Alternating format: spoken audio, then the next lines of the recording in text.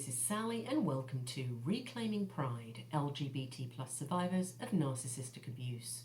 Before we start, there is a trigger warning. The episodes of this podcast may refer to domestic violence, emotional, financial, and sexual abuse. To begin, I'd like us to start with a one-word feelings check. What's one word for the way that you are feeling in this moment? Not the way that other people around you are feeling. How are you feeling today, in this moment? This week, we're going to be looking at trying to identify what you are living with or have lived with.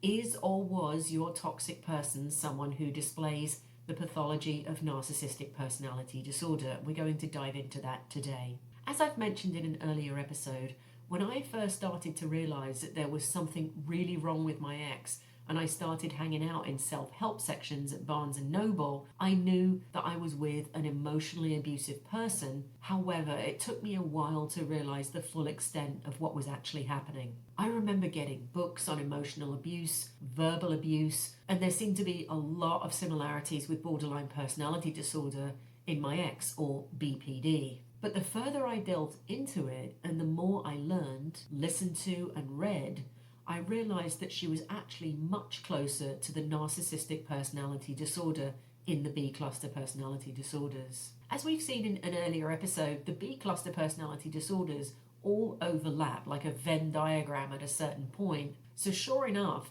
she had some of those qualities of someone who has borderline personality disorder, or BPD. Particularly with her, it was the abandonment fear masquerading as a threatening full suit of armor. In other words, I'll abandon you before you abandon me, so I'm going to pick a fight with you so that I can control it. There was also a lot of push-pull with her and silent treatment or stonewalling, which is also a borderline personality disorder trait. But quite a few of the other qualities of borderline personality disorder just weren't present in her behavior. And that's when I started to learn about NPD and discovered that she was pretty much a textbook case of somebody who has this particular type of personality disorder. So in this episode, I'm going to share some key elements that really did help me to kind of hone in on what on earth was going on in my situationship with my ex. When I discovered each of these was actually written down and I wasn't alone, it was both horrifying because I was still in it, but also freeing to know that I wasn't the problem. So before we go into looking at 30 signs that directly point to the fact that the person has NPD, I'm going to ask you some questions. Each of these questions will only require a yes or no answer. And what I'd like you to do is pay close attention to how many of these questions you answer yes to. You could do this if you're out walking with your dog with your headphones on. You could do this if you're driving in your car. You could do this anywhere, but just know that if you say yes to the majority of these, it is highly likely that the person you were or are with has narcissistic personality disorder. So here we go. Do you feel you always say or do the wrong thing around this person? Do you find yourself regularly placating this person to avoid arguments, fights, and confrontations? Do you find yourself making excuses for this person's behavior? Does it feel unsafe to freely express yourself and your feelings around this individual? Do you hold back from sharing what you really think for fear that this person will judge you or disapprove?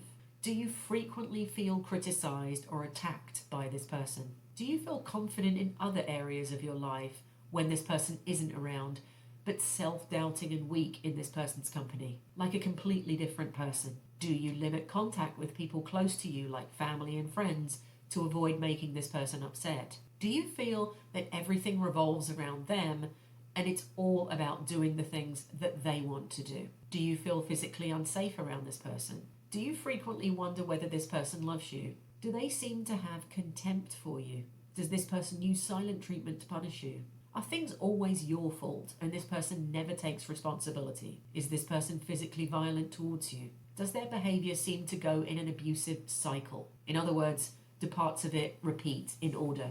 Does this person curse at you, call you names, yell at you in public and in private? Listeners, if you answered yes to many or most of these, there's a very good chance that the person that you were thinking of has narcissistic personality disorder, or at least is highly toxic and abusive. remember that these people are unstable and prone to dangerous rage and extreme blame. You should take steps to protect yourself before confronting any situation with this person. I encourage you to make a plan, inform the safe people that you know, and have a safe place in mind to escape to. I've said in another episode that I do know that this is all very easy to say and yet extremely hard to do. And yet, if you said yes to many of the questions that I just asked, staying in this toxic and unhealthy situation is not good for you at all. Whether you're examining the situationship that you are in or are in now and trying to make sense of the craziness of what has been going on, it is still very disturbing to know that you have been in a relationship with an extremely personality disordered individual. However, this is nowhere near as difficult as actually living with them. Painful as it sometimes can be to acknowledge this, knowledge is power, and these are the steps towards healing. And if you're listening to this podcast on a regular basis, you probably already have your answer. You know who you were with or are with, and you're looking to make sense of this craziness. So now what I'm going to do is describe 30 different ways and situations that you would find yourself in with somebody who has NPD. And again, if you recognize many of these, it's highly likely that you either are or were with somebody who has narcissistic personality disorder. Number one, they are very selfish. I remember the first time I went out to dinner with my ex, and it was the first time we'd been and sat down anywhere together. So one of the first things that struck me about her was that she hardly smiled. Now, not that there's anything wrong with the fact that some people just don't smile a lot, but there was something different here, and I couldn't quite put my finger on it. We were sitting near NYU in New York, and she just described the reading that she'd gone to there, and she literally talked about it for almost 2 hours and seemed to be very dismissive of the waitstaff in the restaurant as well. I noticed that straight off the bat. But hey, I was getting to know her. I was giving it a chance. Maybe she was nervous. That night, I remember looking at my watch in the bathroom and realizing that she had literally been talking about herself for nearly 5 hours. She'd asked me a total of about 2 questions about myself. I remember whenever I sort of attempted to chime in or kind of piggyback on something that she'd said or share something, I was almost ignored, and we'd just go back to talking about her. In the years to come, I discovered that this was actually the way she would communicate with anyone. These people are energy vampires, and I know I've mentioned this in a previous episode. They will drain the energy from you and become the center of your entire life. Their demand for attention is bottomless because there's a large void inside them that will never be filled. Perhaps you thought things with you would be different. Perhaps they told you they had a crazy ex. This is extremely common, by the way. Perhaps you thought that things with you could be better. The truth is that they wouldn't, because this person has this deep, insatiable void that will never be filled. Number 2, the person focuses on what you do wrong and they can do no wrong. I remember with my ex, even when I would try talking to her about the truth of what was happening in our relationship, we would always end up circling back to the fact that there was a plethora of things wrong with me and I was the problem. She would become extremely frustrated, angry, upset. She would rage or yell at me and tell me all of the things that were wrong with me and all of the ways in which I was ruining her life. Treating you this way will make you start to develop perfectionistic qualities. You start to become paranoid, extremely sensitive, that anything you say and do will be used against you. So it's literally like you're in court the whole time. Intimacy begins to become almost impossible in an atmosphere like this, obviously. You cannot let go, you cannot relax, you cannot be yourself. Then they will start to get upset that there isn't any intimacy and blame you for that as well. Number 3, gaslighting and destabilizing behavior. So they will completely deny their culpability in anything that has gone wrong in the relationship. They will constantly deny your reality and become completely dismissive of any criticism or attempts to disprove their fabrications and lies. You will be called sensitive, crazy, unable to form adult relationships, emotionally immature, toxic. Yes, you will be labeled all of the things that they clearly are displaying themselves. The abuse is seen as a way to keep you in line. And this isn't a secret between you. The problem isn't the abuse itself, of course. It's your reaction to it, according to them. 4, They cannot empathize. So this person cannot put themselves in other people's shoes even for 2 seconds. Have you ever tried to explain to this person that if you treated them the same way, how that might feel? Did they get angry? Did they stare at you blankly? Talk about the terrible ways that you treat them, perhaps? The fact is that over time, you gradually stop attempting to explain your feelings to this person because clearly they're not listening and clearly they don't care. And the fact is that because of what is going on with them, they actually don't have the capacity to understand. 5, provoking feelings and then accuse you of having the feelings. So they will call you needy, for example, if you try and communicate with them while they are giving you the silent treatment. They might do something like flirt with their ex and other people right in front of you and then call you jealous. They'll talk with their flying monkeys about how needy, jealous and crazy you are. Sometimes you may even yell back, or you may even start to rage back and devolve to their level. It's then that they might get their phone out and start filming you and say, oh look, there it is, there's the abuser. So that's classic. They will provoke you to the point that at some point you may snap back, and that's when you will be accused of being abusive. 6, you're the only one who sees all of this and it makes you feel crazy. So the narcissist will make sure that people outside of the home do not see the person that you see. In the same way that if they are physically violent, they'll be strategic about where they hit you so that other people don't see.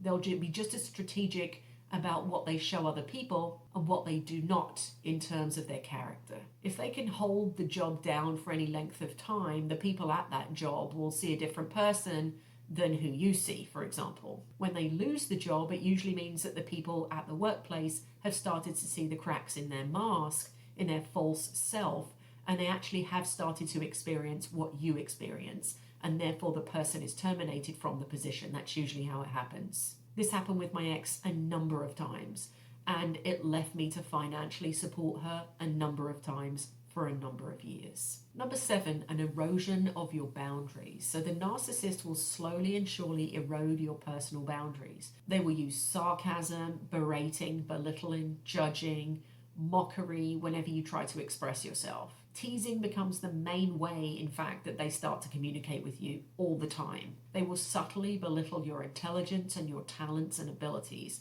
Whatever it is that you feel as a result of this, you push it away for fear of their reprisal. Number 8, their ex-crazies. So this person will likely have told you all about the fact that their ex or exes were bipolar, violent, crazy. Now, knowing what you know about your person, you may just as well flip that around. So basically, any ex-partner who stood up to them or any friend who stood up to them as well will likely be labeled anything from bipolar to alcoholic to jealous, unstable, any number of nasty things. And just be sure that they will always say the same things about you. I've honestly often sat here and wondered all the things that she's actually telling other people about me, probably right in this moment. I'm sure I'm some kind of crazy abuser in the heads of people who've never even met me. Number 9, they expect you to be clairvoyant. I remember my ex would often throw it in my face that one of her exes apparently used to tell her how simple her needs were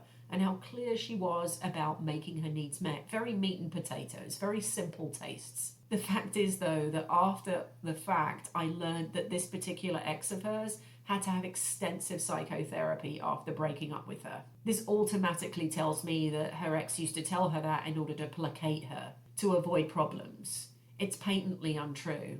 The goalposts are constantly moving with narcissists. They want you to turn yourself into a pretzel, turn backwards and flip over, just to get whatever they want. And by the time you get it, they've lost interest. Does this sound familiar to you? This also happens with the silent treatment. They may stop communicating with you for days or even weeks, and when they get back in touch with you out of the blue, you're just starting to feel normal again, kind of starting to get your life back again. And then needle across the record, they'll derail you again and blame you for not knowing why they were giving you the silent treatment. Number 10, They don't understand the basics of how to treat people. Did you or have you ever found yourself having to explain to this person the basics of how to treat you? I mean, the rudimentary nature of the way that you have to explain things like this to someone with NPD is literally like trying to explain it to a toddler. Even a child in first grade would actually have a better chance of understanding the emotionality than these people. Now, I'm not trying to be facetious. I'm literally talking about the experience that many of us have when we have had to do this with a narcissistic person. Most people understand the fundamental ways in which you should and shouldn't treat somebody else. You should treat them with honesty and kindness. You should not treat them with abusive words or being physically abusive. Please don't let the fact that this has to be explained to this person make you think that they are in any way innocent. This is a dangerous deficiency that they have, and it can lead to serious abuse, both emotional and physical. Number 11, this person is a hypocrite. Most of the time, this person will act like they can do no wrong. It is their way or the highway, and everything ends up revolving around them. However, they have extremely high expectations of you and everybody else, and yet they will cheat, lie, criticize, and manipulate other people in plain sight. You are expected to know everything they want without being told, and unless you meet them with the perfection that they demand of you, you will be abused and replaced, and they will make this very clear to you. Number 12, constant comparison. So the narcissist will constantly compare you to everybody else in their life, as if all the other people that they're comparing you to are so much better than you are. They often do this about their exes, sometimes friends, and also family members. They'll even fantasize right in front of you about your replacement and who that might be and how much more wonderful than you that person will be. They'll use comparisons to make you feel jealous, inferior, and worthless. Watching these reactions in you, even just in your body language and facial expressions, will give them their narcissistic supply. 13, they triangulate. This person never seems to be able to metaphorically sit still. They're always fighting with someone. They're always in a contentious situation of some kind. And yet they'll proclaim very loudly that all they want is peace and harmony. And yet they create situations for those around them that are the opposite of that. They will surround themselves with anyone who can give them added attention, and this will even include people that they have ridiculed to you and put down in conversations with you. They must feel needed, and they're in high demand at all times. Otherwise, it becomes a problem for the people closest to them. Number 14 is the false self, sometimes called the mask. The narcissist wears a metaphorical mask. So in the early stages of your relationship with them, you would never have been shown any glimpse of what was behind that mask. Once you're in too deep, and for various reasons, it might be too late, the cracks start to appear and you start to see glimpses of what's behind that mask. You start to see that the person that you originally fell in love with doesn't actually exist. I remember her asking me right at the very beginning when we were first seeing each other what I thought of her. And I remember using a bit of a Britishism that she seemed to like, and I said to her, well, you seem sorted. I remember her laughing at that in an almost self-deprecating way. It was much later that I realized that she actually wasn't capable of self-deprecation because she has narcissistic personality disorder. What she was actually laughing at was me thinking that I knew what was happening. She was laughing at the fact that I had no idea what I was getting myself into. I remember one of the first physically violent episodes, her face was an inch away from mine and she yelled, "Do I seem sorted to you now?" Number 15, making you feel that you could be replaced at any moment. When at first they may have actually given you quite a lot of attention, they soon begin to withdraw and focus on other people and other things. They will often flaunt this in your face in various ways. Maybe they'll start texting their ex, putting pictures of them up on the wall, talk about other people, and when you try to have a conversation with them about anything, they'll seem bored by you, ignore you, sigh, eye roll, and look at the TV. Meanwhile, if you did that to them, it would be a serious problem. Number 16, the nice and nasty cycle. You literally never know where you stand with this person. One minute they are idealizing you, maybe even talking about getting married, and the next minute they'll be breaking up with you, taking your clothes off hangers and throwing them on the floor or something like that. They will claim that this is all your fault. You have ruined it yet again. Then when you do pack your things and you do leave, it's then that they will do something like call you at 2:30 in the morning on a work night to talk it through because they want to. Number 17. This follows on quite nicely. They are arrogant. I remember a friend of mine pointing out to me that when my ex looked at people, she had this way of tilting her head back and looking down her nose at people when she speaks to them. And he was absolutely right. Once he mentioned it, I couldn't unsee it. The narcissist tries to present a sweet, humble image, the mask of someone who is just a pure giving tree. And yet there's also this giving tree that will condescend to you and talk to you like you are a child. They will upset you and then flaunt how happy they are feeling while knowing at the same time you are devastated. 18 is the idealization stage. This is part of the cycle of abuse. This happens at the beginning of a relationship with a narcissistic person. When you first meet them, things tend to move very fast. In my case, the control started very quickly and the judging started very quickly, almost immediately, in fact, along with the selfishness and the one-sided conversations. There'll be a lot of communication with no regard to whether you're at work, whether you are sleeping, whether you are with family members or other friends. This is often called the so-called love bombing stage. But if we look at what love really should be, it's actually quite far removed from that. 19, they are bored by you. Narcissists have a real problem with being in their own company. The reason for this is that they have a massive void inside, and any time alone with themselves, even relatively short, can be an extremely destabilizing time for them. You'll notice that if it's anything that doesn't directly impact them, they have no interest in it at all. They'll have very little interest in your past and your favorite things or what you like to do. And it will be all about the things that they like to do, about their past. And you will have heard the stories over and over and over again.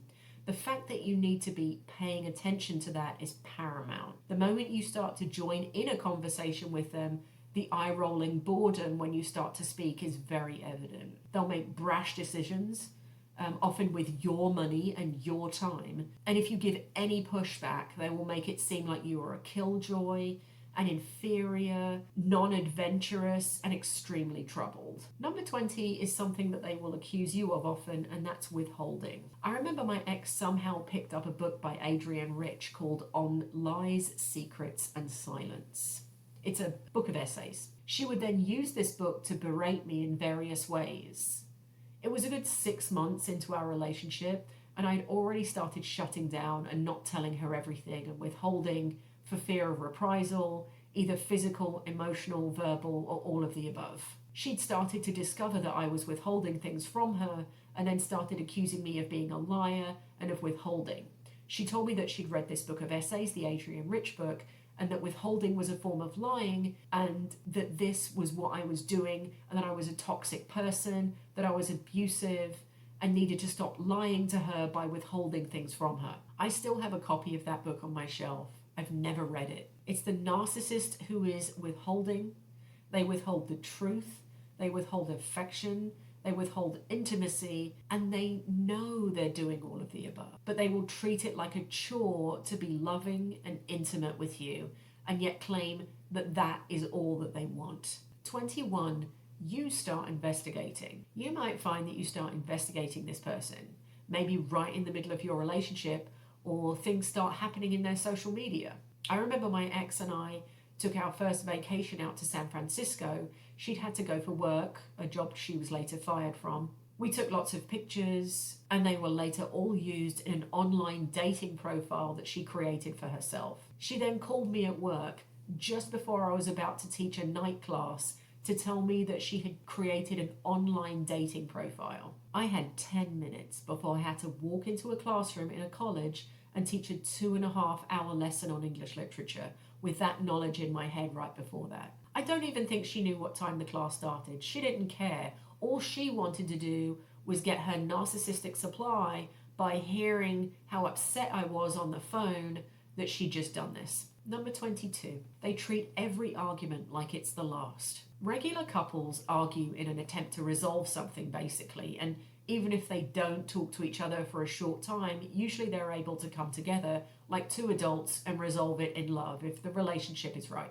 None of this is possible with the narcissist. The slightest thing you do will jeopardize the relationship. I remember one time we met for dinner in New York, and we'd had a relatively pleasant evening. We'd even seen John Legend walk past the restaurant with his dog. All it took was that we walked out of the restaurant when we'd finished dinner. We walked to the corner after dinner. Meanwhile, keep in mind, I didn't know where I was because I'd never been to that part of the city before. And she said to me, "Okay, so what do you want to do?" All I said in response was, thinking aloud, I'm not sure. And that's all it took. She basically went ballistic, yelling at me in the street, screaming, almost, why was I so indecisive? Why didn't I care about this relationship? Why didn't I have a plan? I never had a plan. She deserves better. She's so sick of being with people who can't make decisions, and on and on and on. She said she needed me to leave and that she was going to have a nice evening by herself because she just didn't want to be around me because I was so indecisive. I remember her yelling, "You're with this beautiful woman right in front of you right now and you don't know what you want to do. Then I'm going to go and I'm going to find someone who does." And that was it. We parted ways and I went home and was completely devastated. All I'd said was, I don't know.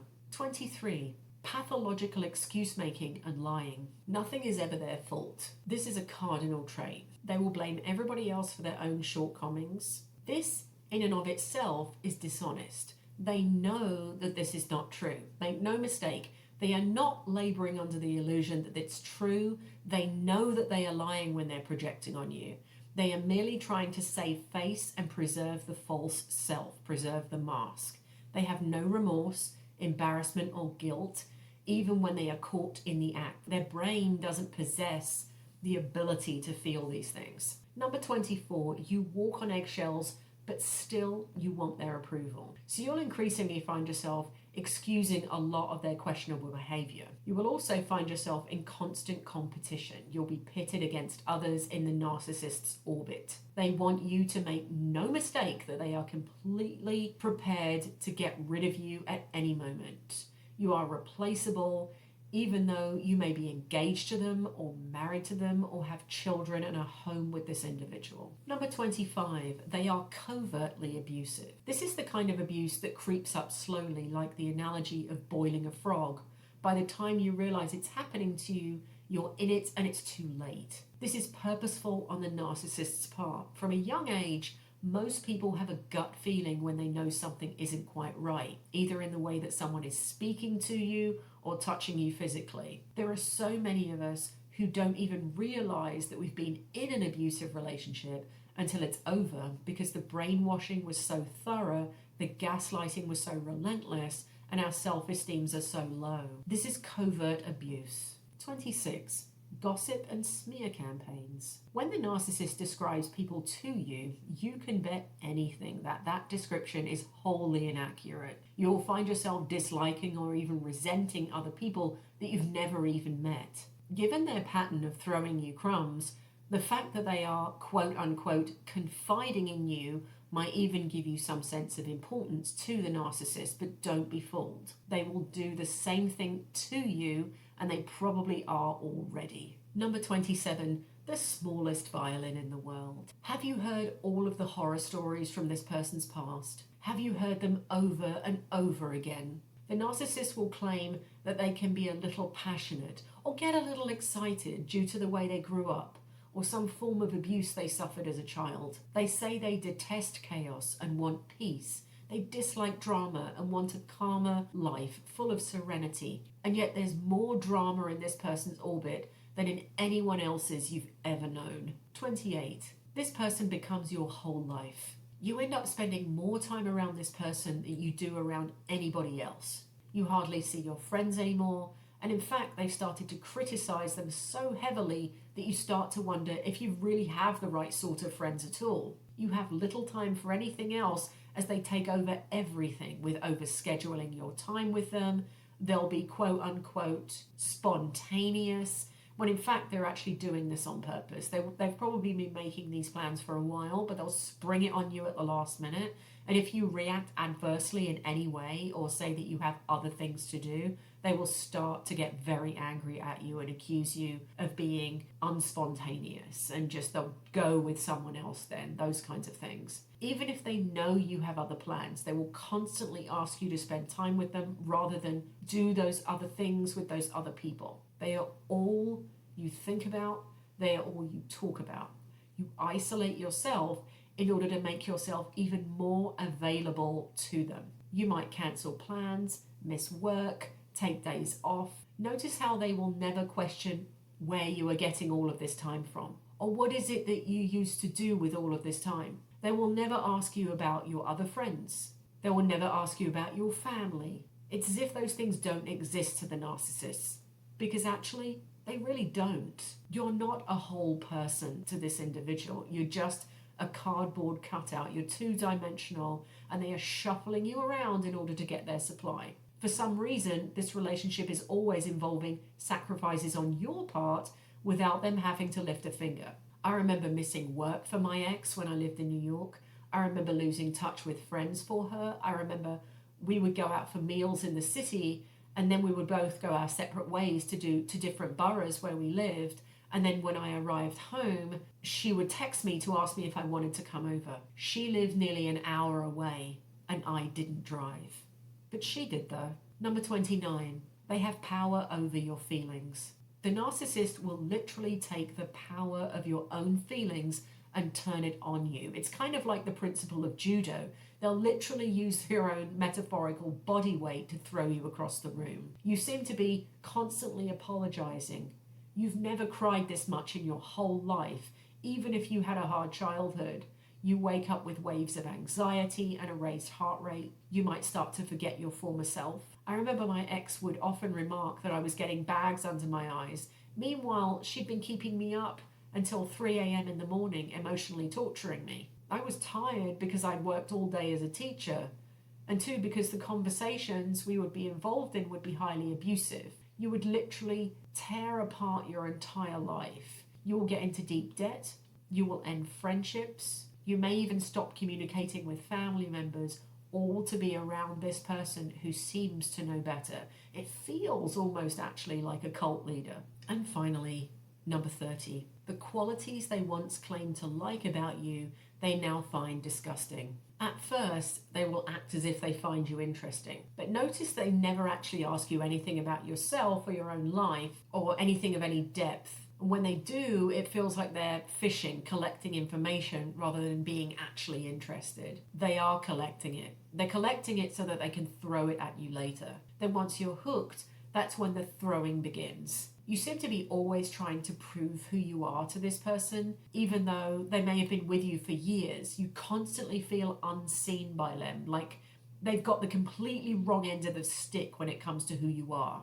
In fact, the very qualities that you possess that may even be core to your personality, they flaunt other people in front of you who have these same qualities. And you think to yourself, but wait, I'm that person. The truth is, they know exactly who you are and they don't care. What they do care about is keeping their grip of control on you and the person that you are turning into, the person that they are creating, the person that they can control. It's the whole thing is a manufactured relationship by them. So what we just had there was a list of 30 different ways in which the narcissist will reveal themselves to you. These are all very, very common traits in a relationship or situationship, really, with somebody who has narcissistic personality disorder. If you found even a handful of these familiar, it's highly likely that you are at least with a toxic person and at most with somebody who has NPD. Now, I know that that was an awful lot to consider, and it may even have brought some things up for you. So what I'd like to do now is take a quick break, and when we return after that, it will be this week's journal entry that I'm going to base on this week's theme. I'll see you in a moment.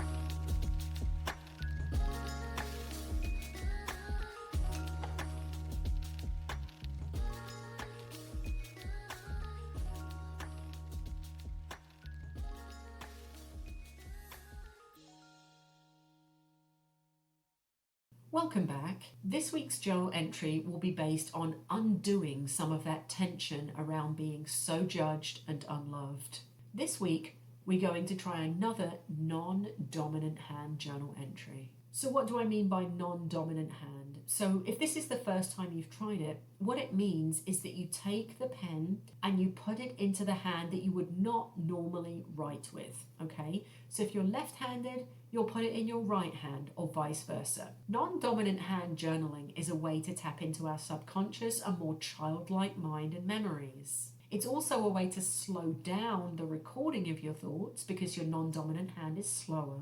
And what it does is it allows those thoughts to flow more freely before you capture them on the page. So if you have never tried this before, just know that most people find this exercise a little frustrating at first because your mind works very fast and your non-dominant hand goes very slowly. But I guarantee that what you come up with in the end will be something of insight for you. So when you're ready, please take the pen in your non-dominant hand, and here is the journal entry for this week. Make a list, as long as you'd like, of all the ways in which you unconditionally love yourself. Now, once you've made the list and you feel happy enough to stop, so you feel like you've finished it, I'd encourage you to read it out loud to yourself.